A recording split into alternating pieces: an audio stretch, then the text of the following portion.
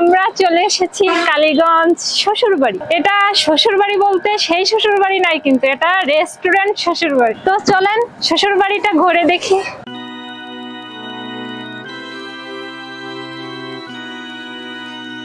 এখানে কিছু কিছু কর্নার আছে ছবি নেওয়ার জন্য, অনেক সুন্দর। আপনারা অনেক ভালোভাবে ছবি নিতে পারবেন, অনেক সুন্দর সুন্দর ছবি আসবে।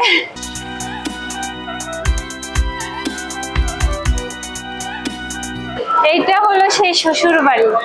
এদের মেনু কার্ডে কি কি আছে, স্পেশালি কি কি পাওয়া যায় এখানে দেখবো এখন। শ্বশুর বাড়ি মেনু কার্ড।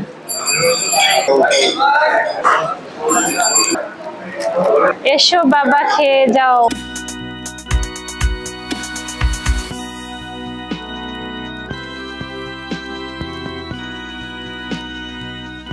এতক্ষণ অপেক্ষা করার পরে আমাদের খাবার কিন্তু চলে এসেছে। তো আমরা এই মজার মজার খাবার খাবো আর গল্প করব।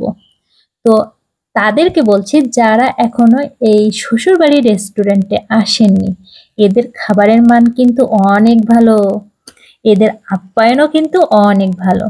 তো শুধু একটা বিষয় আমার শুধু একটু খারাপ লেগেছে, সেটা হচ্ছে আমরা যতগুলো খাবার অর্ডার করেছি সবগুলো একসাথে পরিবেশন করতে পারি নাই। এখনকার সময় এসে আমরা কিন্তু খাবারের রেস্টুরেন্টে খাবো মানে ছবি নিব, ভিডিও নিব, এটাই কিন্তু আমাদের কাজ। তো একসাথে নিতে পারিনি, তো কি হয়েছে, এক এক করে নিয়েছি। এই যে দেখেন, আমি বাসার জন্য গ্রিল পার্সেল করে নিয়েছি। তো এখন আমার পালা এই শ্বশুরবাড়ি রেস্টুরেন্টের থেকে বিদায় নেওয়া।